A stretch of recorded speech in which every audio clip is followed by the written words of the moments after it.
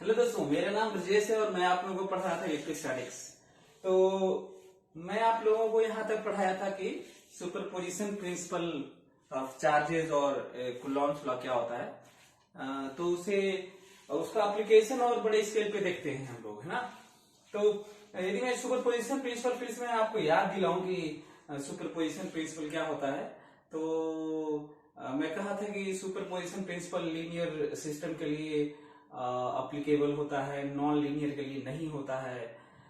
ये linear system, non linear system, ये सब हायर एजुकेशन की बातें हैं। जब आप और आगे पढ़ेंगे तो देखेंगे, लेकिन हम लोगों को यदि इस तरह का डिटेल में जाने लगे तो फिर पता चला कि हम लोग अपने टॉपिक से डेविएट हो जाएंगे। तो ज्यादा जरूरी है कि हम लोग अपनी चीजों को थोड़ा अभी लिमिट करें, कुलॉम्स लॉ के लिमिटेशन तक अपनी बात रखते हैं और करते हैं। तो अब जरूरत है सुपरपोजिशन प्रिंसिपल। तो हम लोग देखेंगे कि अपने कोर्स में 95% से ज्यादा चीजों में सुपरपोजिशन प्रिंसिपल लगता है। चाहे वो चार्ज के एडिशन की बात हो, वेलोसिटी के एडिशन की बात हो, फोर्स के एडिशन की बात हो, मोमेंटम के एडिशन की बात हो, फील्ड के एडिशन की बात हो, है ना, टॉर्क के एडिशन की बात हो। तो अपना अपना इंडिपेंडेंट इफेक्ट जो होता है बिना किसी और के प्रभाव में आए हुए, वही सुपरपोजिशन प्रिंसिपल एक्चुअली में होता है, जो मैं लास्ट टाइम आपको समझा चुका हूं। तो इसको आप अप्लाई करते हैं कि क्वेश्चन के थ्रू देखते हैं कि किस तरह से सुपरपोजिशन प्रिंसिपल होल्ड करता है। Question, find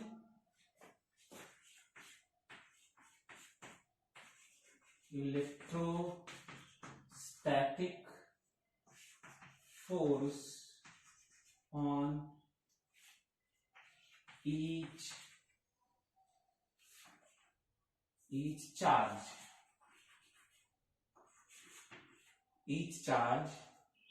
in each case। अब एक काम करता हूं मैं, पहला एक केस बनाता हूं, उसका स्टडी करता हूं, फिर दूसरा केस आपको बनाऊंगा, फिर बताऊंगा, कुछ क्वेश्चन आपको मैं दे भी दूंगा। मैं क्वेश्चन आपको कुछ दे भी दूंगा और हम लोग देखेंगे कि कैसे इसको अप्लाई करते हैं। तो यदि इसकी बात करें कि यदि यहाँ पे चार्ज है, एक प्लस चार्ज है, एक और प्लस चार्ज है, और यहाँ पे एक माइनस चार्ज है, और इसको ऐसे कर देते हैं कि ये क्यू चार्ज है, ये क्यू चार्ज है, और ये वाला तो -2q है ही, ऐसे माइनस है ही। इनके बीच की दूरी को हम लोग कर लेते हैं a है और ये a है, ठीक है। तो हम लोग देखते हैं कि आखिर इसका नाम भी देते हैं, a है, b है, c है। अब हम देखते हैं किस तरह से सुपरपोजिशन प्रिंसिपल होल्ड करता है और कैसे हम किसी चार्ज पर electrostatic force, net electrostatic force लगाएंगे और निकालेंगे और उसका रिजल्ट तक पहुंचेंगे।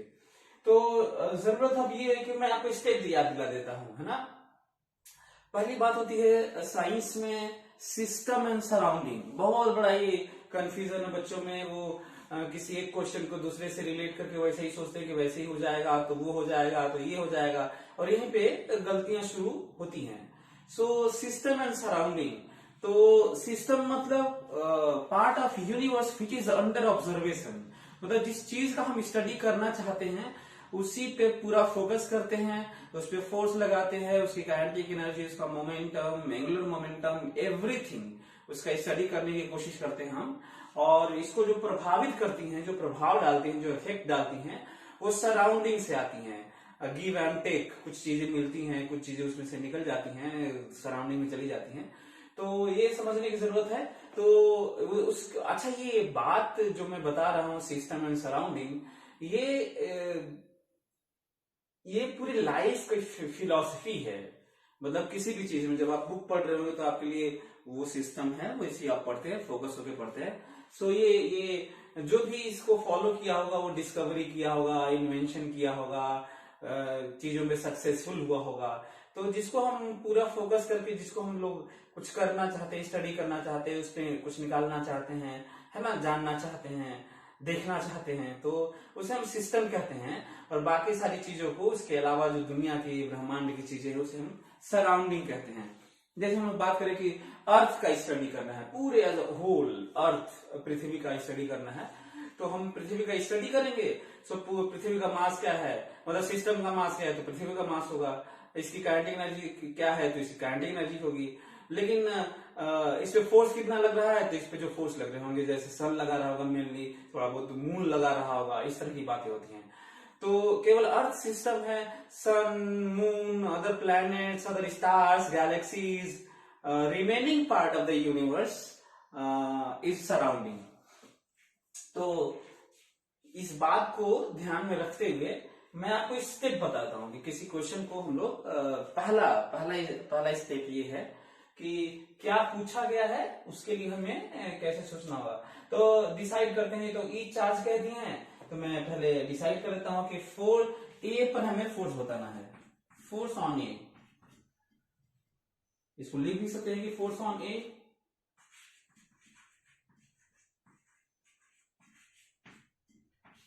फोर्स ऑन ए मतलब ए पर नेट फोर्स क्या है। पहला स्टेप ये है कि सिस्टम आप चूज करेंगे कि किस पे फोर्स निकालना है, ये नहीं कि फार्मूला बस K Q Q2 by R square formula आप जान गए, तो यदि आपको लगता है कि फिजिक्स आ गया, इलेक्ट्रोस्टैटिक्स आ गया, तो ये नहीं होता। यही रीजन है कि एनर्जी कंजर्वेशन के नाम पे कुछ लोग जान जाते हैं कि इनिशियल बराबर फाइनल होता है, तो बस हो गया उन्हें। तो ये नहीं, ऐसे नहीं, उन्हें उसे डिटेल में जानना होगा। किसी भी चीज का, किसी भी लॉ के एप्लीकेशन का आपको डिटेल में जानना होता है, तो ये समझने की जरूरत है। तो यदि मैं कहूं कि सिस्टम हमेशा कहीं और भी न्यूटन लॉज ऑफ मोशन बनाए, मैग्नेटिज्म बनाए, मॉडर्न बनाए, कोई भी चीज बनाए, तो आप पहले इसको समझने की कोशिश करें कि आप करने क्या जा रहे हैं, किसका स्टडी करने जा रहे हैं, किस चीज का, किस ऑब्जेक्ट का, किस पार्टिकल का, किस चीज का। सो मैं अभी फिलहाल ए पर मैं नेट फोर्स निकालने जा रहा हूं। अब अगला स्टेप, ए पर सिस्टम डिसाइड किया, ए पर, सो ए पर जितने भी फोर्सेस लगेंगे उनको मैं दिखाऊंगा, है ना, जितने भी फोर्सेस, और जितने भी फोर्सेस का जो नेट फोर्स होता है इस पे सॉरी, तो जो ए पर जो नेट फोर्स होता है, या किसी भी चीज पर, जो किसी सिस्टम पर, किसी पार्टिकल पर, किसी ऑब्जेक्ट पर नेट फोर्स हमेशा एक्सटर्नल फोर्सेस के कारण ही नेट होता है, इंटरनल का जीरो हो जाता है ना। एक्शन रिएक्शन जो अंदर में होता है, किसी भी सिस्टम के अंदर में जितने भी पार्टिकल्स होते हैं, उनका अपना नेट हमेशा जीरो होता है। तो एक अच्छा स्टेटमेंट है साइंस के लिए कि कभी भी किसी सिस्टम पर नेट फोर्स हमेशा जो सराउंडिंग की चीजों को हम लोग एक्सटर्नल कहते हैं। मतलब कहने का ये है, यदि ये सिस्टम है तो ये सराउंडिंग में है, ये सराउंडिंग में है, ये सब सराउंडिंग में है, मैं सराउंडिंग में हूं, सिस्टम बस यही है। इसको छोड़ के सब सराउंडिंग में, सब एक्सटर्नल होते हैं, बाहरी होते हैं। तो एक ये पॉइंट है जो आपको जानना है। तो इस पे तो फोर्स दिखाना है, और लगाने वाले फोर्स कितने हैं, कितने चार्ज हैं, तो एक चार्ज, दो चार्ज, ये दोनों फोर्स लगाएंगे। ये भी इस पे फोर्स लगाएगा, ये भी इस पे फोर्स लगाएगा, और भी होते तो भी इस पे फोर्स लगाते, तो ऐसे ना। तो भले ही चार्ज 3 है, चार्जेस यदि मैं कहूं कि ये जो फोटो बना हुआ है, नंबर ऑफ चार्जेस कितने चार्जेस हैं, तो है 3, लेकिन क्योंकि हमें ए पर तो फोर्स दिखाना ही है, तो ये अपने ऊपर, दुनिया में कोई भी सिस्टम अपने ऊपर खुद पे फोर्स लगा ही नहीं सकता। ये भी एक साइंस के लिए बहुत जरूरी है कि जानना कि कोई भी सिस्टम अपने ऊपर फोर्स नहीं लगा सकता। उसके पार्टिकल्स जब आपस में फोर्स लगाते हैं तो एक्शन रिएक्शन के पेयर में सब कैंसिल होकर इंटरनल फोर्सेस जीरो हो जाते हैं। तो ये अपने ऊपर फोर्स नहीं लगा सकता, तो बाहरी दूसरे ही चार्ज इस पे फोर्स लगाएंगे। अच्छा, ये भी इस पे फोर्स लगाएगा, ये भी इस पे फोर्स लगाएगा, दो फोर्स दिखाएंगे। तो ये दो फोर्स, चार्ज 3 है फिर भी दो फोर्स, दो होगा। क्यों? क्योंकि जो बाकी सब, इसके अलावा जो बाकी सब है वही, तो बाकी सब दो है, तो दो फोर्स लगाएंगे। एक ये पॉइंट है। दूसरा ये है कि एक और चीज है, यदि ये इस पे फोर्स लगाता है तो एक्शन रिएक्शन के तहत ये भी इस पे लगाता है। यदि ये इस पे फोर्स लगाता है तो एक्शन रिएक्शन के तहत ये भी इस पे फोर्स लगाता है। लेकिन इसके द्वारा लगाए हुए फोर्सेस को हमें दिखाना नहीं है, क्योंकि ये तो इस पे लग रहा होगा इसके द्वारा, और उसका स्टडी नहीं करना है। तो ये भी एक इंपॉर्टेंट पॉइंट है कि हमें स्टडी किसका करना है, उसी पे फोर्स दिखाना है, बाकी के द्वारा, उसके द्वारा, इसके द्वारा दूसरों पे कितना लग रहा है नहीं दिखाना है, क्योंकि हमें दूसरे की स्टडी नहीं करनी है, केवल इसकी करनी है। तो ये समझने की जरूरत है और दिखाते हैं तब। अब अगला स्टेप क्या है, तो अगला स्टेप यह है कि हम फोर्स दिखाने जा रहे हैं इस पे, इस सिस्टम में इसे फोर्स दिखाने जा रहे हैं। अब फोर्स कैसे लगाएंगे, प्लस है तो एक दूसरे को ये धक्का देता है, रिपल्सन होता है, अवे इसको धक्का मारता है उधर की तरफ, और ये इसको मारता है धक्का इधर की तरफ। सेम लाइक चार्ज रिपेल करते हैं और अपोजिट चार्ज अट्रैक्ट करते हैं। तो इसके द्वारा इस पे देखिए लाइन ज्वाइनिंग, इसके द्वारा इस पे अपनी तरफ खींचेगा कि अवे, तो है अवे। क्यों अवे, क्वेश्चन है क्यों अवे, क्योंकि ये प्लस है तो अवे धक्का मारेगा इसको इधर, इसका नाम रख देते हैं F1, ठीक है। इसके द्वारा इस पे फोर्स देखते हैं, ये जो चार्ज है इसके द्वारा इस पे फोर्स देखते हैं। तो ये देखिए ये माइनस चार्ज है, ये माइनस चार्ज है और ये प्लस चार्ज है, अपोजिट चार्जेस हैं, प्लस है और माइनस है। तो खींचेंगे, ये इसको खींचेगा और ये इसको खींचेगा। तो जब ये इसको खींचेगा तो दिखाना नहीं है क्योंकि इस पे लगेगा, हमको बस यही दिखाना है कि ये इस पे कितना लगा रहा है। तो ये इस पे इधर लगा रहा है कि इधर खींच रहा है, तो है खींच रहा है ना, F2 है। बस यही दो फोर्स दिखाना था और हम लोग को यही स्टडी करना है। अगला स्टेप, अगली जो बात है वो भी समझने की जरूरत है। ये जो आप देख रहे होंगे इसमें मैं वेक्टर फॉर्म में आईजे के सब यूज करके लिख नहीं रहा हूं, बल्कि साइन भी नहीं दिखा रहा हूं, बल्कि फोर्स का डायरेक्शन दिखा रहा हूं। तो अगला स्टेप हम लोग फिजिक्स को या साइंस को कहें तो भरसक प्रयास करते हैं कि हम लोग वेक्टर क्वांटिटीज को वेक्टर के फॉर्म में न लिखकर, बल्कि हम लोग मैग्नीट्यूड लिखते हैं और डायरेक्शन दिखाते हैं। और आप देखें किताबों में चाहे जितने भी लेक्चर्स हैं, चाहे जो कहीं पढ़ाया जाता है, तो सबसे अच्छा आसान तरीका यही होता है। इससे ज्यादा हम महसूस कर पाते हैं इफेक्ट को, हम लोग ज्यादा ऑब्जर्व कर पाते हैं, ज्यादा फील कर पाते हैं, है ना, इमेजिन ज्यादा आसानी से कर पाते हैं। तो ये समझने की जरूरत है। तो हम लोग भरसक प्रयास करते हैं। भरसक का सेंस ये है कि जब मजबूरी हो जाती है तब हमें वेक्टर फॉर्म लिखना ही पड़ता है। हम लोग, मैं आपको बाद में पढ़ाऊंगा अभी कि कूलॉम्स लॉ का वेक्टर फॉर्म क्या है, और उसको बहुत ज्यादा यूज नहीं करेंगे। हम लोग ट्राई करेंगे कि कहीं पे भी, बात इस चैप्टर की नहीं है, कहीं पे भी ट्राई करेंगे कि हम लोग डायरेक्शन चीजों का दिखाएं ऐसे और उसकी वैल्यू लिखें, और जब जोड़ने की बात हो तो अपना जो भी उल्टा होगा तो जोड़ लेंगे, वो घटा लेंगे, एक तरफ होगा तो जोड़ लेंगे, बाकी किसी एंगल पे होगा तो फार्मूला लगाएंगे, रिजॉल्व करके जोड़ेंगे, तो है ना। तो ये चीज समझने की जरूरत है। तो हम लोग फिजिक्स को या साइंस को ज्यादा तब समझते हैं जब उसे हम मैग्नीट्यूड लिख कर डायरेक्शन दिखाते हैं। तो देखिए मैग्नीट्यूड में लिखने जा रहा हूं, ये F1 है, ये F1, तो मैं कहूंगा इस पे नेट फोर्स। तो नेट फोर्स समझने की जरूरत ये है कि ये जो फोर्स है इसके द्वारा, ये बड़ा फोर्स है और ये छोटा फोर्स है। हालांकि बड़ा छोटा तो बाद में भी देख सकते हैं, अपने आप साइन किसी को भी बड़ा मान लेंगे फर्क नहीं पड़ता। यदि आप इसको बड़ा मान लेंगे और इसको छोटा मान लेंगे तो अपने आप माइनस आ जाएगा और इधर जो भी आना होगा। तो एक और पॉइंट है कि हम जब हमें पता ना हो, इंपॉर्टेंट पॉइंट है ये भी समझने की जरूरत है, जब आपको ये पता न चले कि कौन सा बड़ा फोर्स है ना, तो आप किसी को भी बड़ा मान लीजिए, फर्क नहीं पड़ता। यदि वो पॉजिटिव आता है तो जो बड़ा माने थे वही है, निगेटिव आता है तो जो उसका उल्टा वाला बड़ा है, दूसरा वाला बड़ा है। ये भी एक पॉइंट है जो आप लोगों को कहीं पे भी ध्यान रखना चाहिए पूरे साइंस में। तो चलिए मैं फिलहाल इसको बड़ा मान लेता हूं, आप लोग इसको भी बड़ा मान सकते हैं। तो मैं F1, और ये F1 है और इधर F2 है, इसके द्वारा इधर F2 है, तो ये है, ये नेट फोर्स है। अच्छा अभी आंसर क्यों नहीं है, क्योंकि ये तो मैं F1 F2 अपने से माना हूं, अभी वैल्यू लिखना है तो लिखता हूं तब। तो ये समझने की जरूरत है कि यदि मैं ये देखिए F1 जो इसके द्वारा इस पे लगा था रिपल्सन वाला F1, K Q1 Q2 by दूरी, दूरी ए का स्क्वायर, ए का स्क्वायर ये, और मैं इसको F1 को बड़ा माना था और ये वैल्यू आया है। अच्छा, अब ये देखिए F2 ये वाला इसको खींच रहा था अपनी तरफ, अपोजिट अनलाइक चार्जेस है, तो ये इसको खींच रहा था अपनी तरफ, अट्रैक्ट कर रहा था, टूवर्ड्स लग रहा था, अपनी तरफ खींच रहा था, तो वो वाला वैल्यू। सो एक नोटिस करने वाला पॉइंट है कि हम लोग मैग्नीट्यूड लिखते हैं और उसका प्रभाव हम लोग डायरेक्शन से दिखा चुके होते हैं, इसीलिए के Q1 ये ध्यान देना है, इनके बीच का फोर्स है ये बहुत जरूरी है, के Q1 mod Q1 mod Q2, ये बहुत जरूरी है।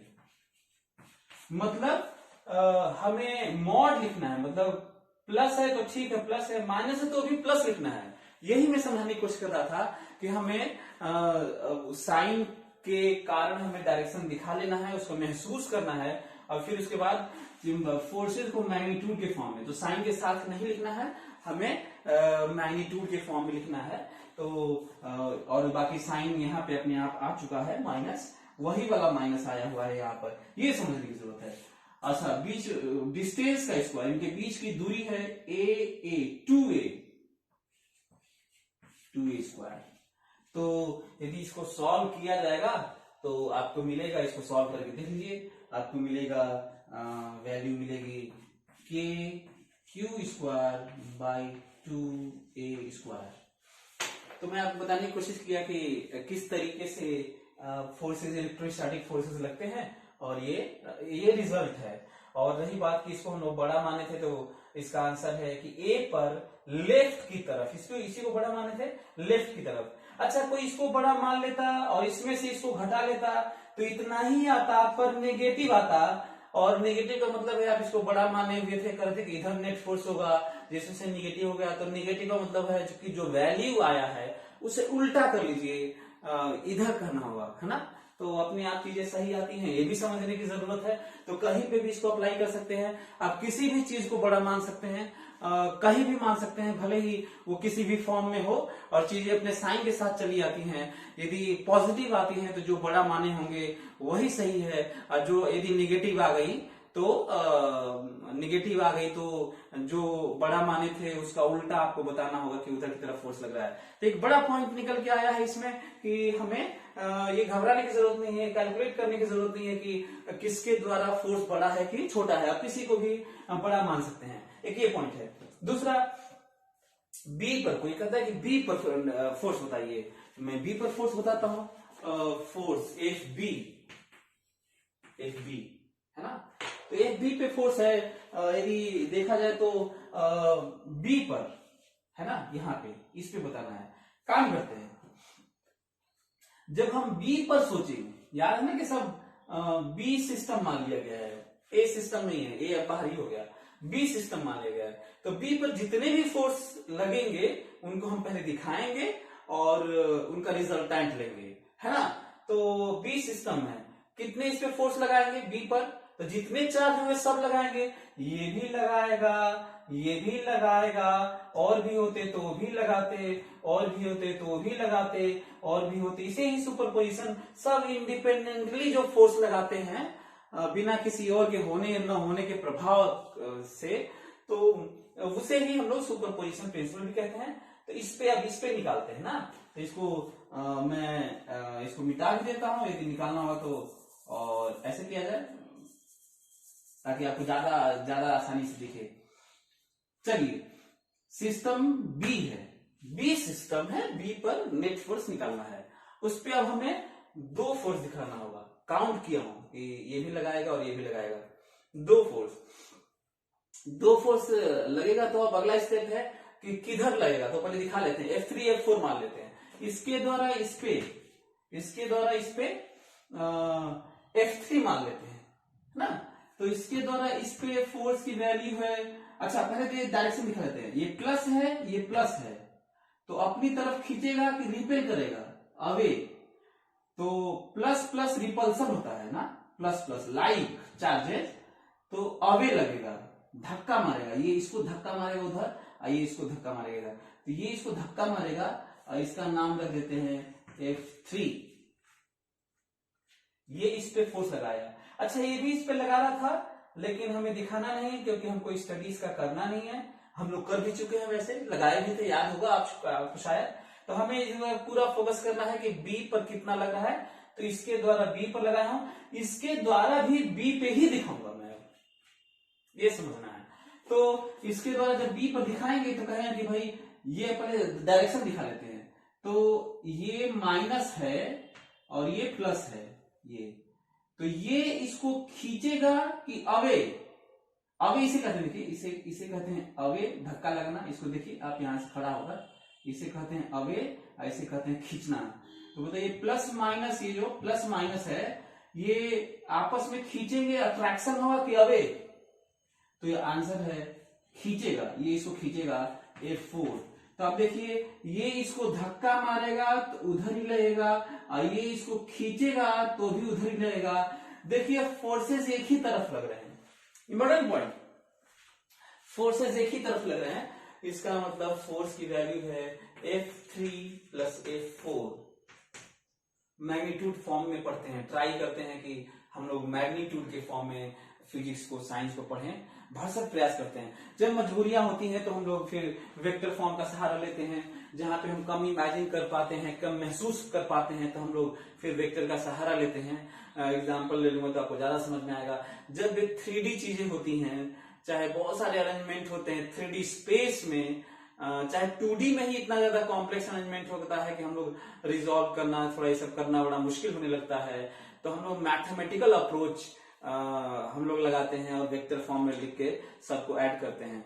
तो बल्कि मैं ये कहूं कि जब हम लोग वेक्टर फॉर्म में चीजों को, क्योंकि फोर्स वेक्टर ही है, तो जब वेक्टर फॉर्म में आई जे के कंपोनेंट फॉर्म में लिख के जब जोड़ते हैं तो उसे मैं कहूंगा कि बल्कि वो फिजिक्स कम मैथ्स ज्यादा होता है।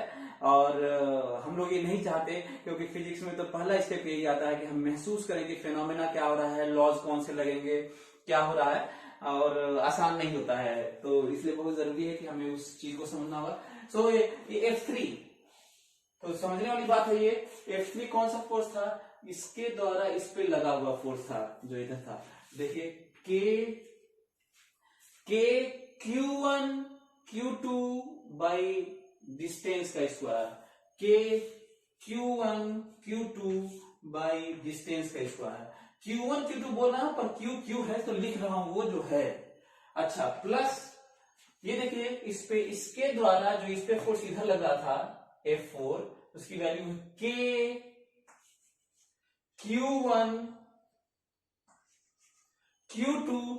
याद है ना कि मैग्नीट्यूड, मॉड लिखना है, मैग्नीट्यूड 2Q है ना, बाई डिस्टेंस का स्क्वायर। डिस्टेंस इसका इनके बीच का बहुत जरूरी है ये समझना कि डिस्टेंस जिनके जो लिख रहे हैं उसी का, उन्हीं के बीच की दूरी है। 2a नहीं लिखना है इस बार a लिखना है, a स्क्वायर, और इसको माइनस में लिखना है, क्योंकि हम लोग इसी का यही सोच के तो हम लोग डायरेक्शन दिखा चुके हैं फोर्स का। जब फोर्स का डायरेक्शन सही दिखा लेते हैं तो फिर हम लोग साइन नहीं लिखते हैं, उसको मैग्नीट्यूड की तरह वेक्टर को सोचने लगते हैं, स्केलर की तरह सोच के उसको हम लोग आगे बढ़ते हैं। तो आप लोग देख रहे होंगे कि इसका आंसर है 3KQ square by a square. तो B पर इतना फोर्स है, और B पर नेट फोर्स इधर है, A पर नेट फोर्स इधर था। यदि इसमें अब और भी क्या क्या क्वेश्चन बन सकते हैं वो मैं थोड़ा आपको समझा दे रहा हूं। बाकी आप लोग इस पे अब घर पे निकालिएगा आप लोग, है ना, और वहां पे जहां पे बैठे होंगे आप, वहां पे आप निकालिए, इसको अपने से करिए आप, जैसे मैं समझा रहा हूं। जब मैं बता दूं कि इसके द्वारा इस पे ये खींचेगा, ये भी इसको खींचेगा, ऐसे अपनी तरफ और जुड़ जाएगा ये। सो क्वेश्चन और भी हो सकते हैं। क्वेश्चन ये हो जाएगा कि find ratio of magnitude of electrostatic force on A and B. तो ए पर हम ये निकाले हैं, बी पर हम वो निकाले हैं, और उनके मैग्नीट्यूड का रेशियो, तो रेशियो ले लीजिएगा।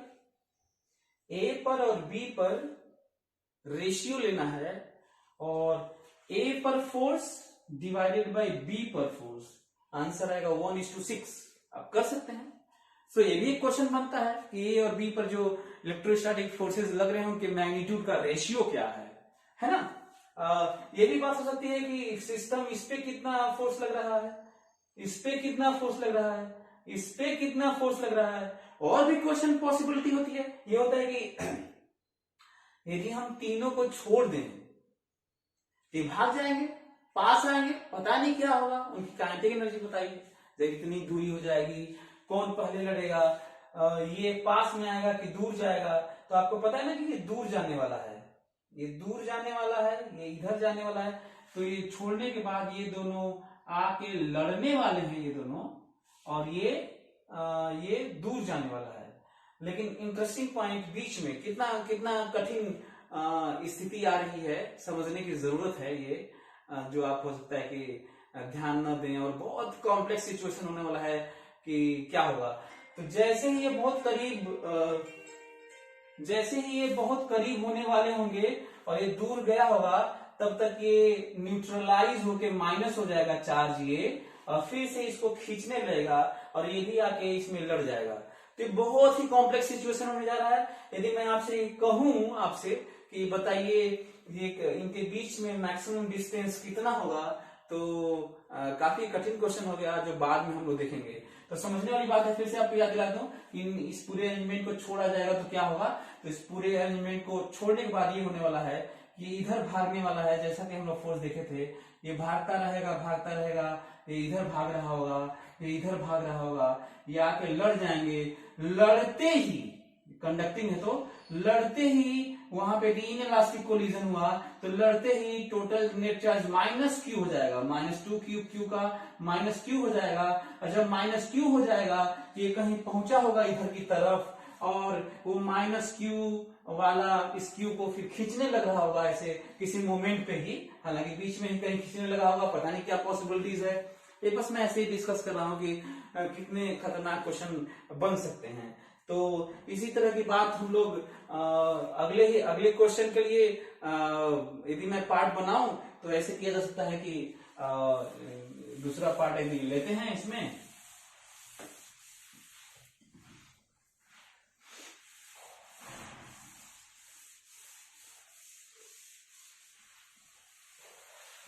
तो मैं अगला क्वेश्चन दे देता हूं और आप इसको करिएगा और देखिए कि क्या इसको आप कर पाते हैं कि नहीं। तो इसको दूसरे क्वेश्चन के तौर पे मैं ये कहूंगा कि यदि ये है चार्जेस ना, ये है Q, ये है Q और ये है Q, और साइड लेंथ है A। तो मैं ये कहूंगा कि आप इसको एक इक्विलेटरल ट्रायंगल है, जिस इक्विलेटरल ट्रायंगल मतलब समबाहु त्रिभुज बोलते हैं। सो उसके वर्टिसेस पे 3 positive charge Q Q Q रखे हुए हैं, और उसका साइड लेंथ A है। तो बताना है कि इलेक्ट्रोस्टैटिक फोर्स इस पे कितना लग रहा है, इस पे कितना लग रहा है, और इस पे कितना लग रहा है इलेक्ट्रोस्टैटिक फोर्स। तो इसके बाद हम लोग ये भी डिस्कस करेंगे कि इनको छोड़ देंगे तो ये भाग के इनफाइनाइट पे चले जाएंगे, तो कितना स्पीड होगा इनका मासेस, यदि सबका ईच चार्ज का मास यदि m होगा तो ये बात करेंगे। लेकिन फिलहाल अभी है कि इन पे इलेक्ट्रोस्टैटिक फोर्स कितना लग रहा है। तो उन्हीं वैसे ही चीजों का यूज करके आप यहाँ पे एक बार करिए और सोचिए कि हम लोग इसको कैसे अप्रोच करें।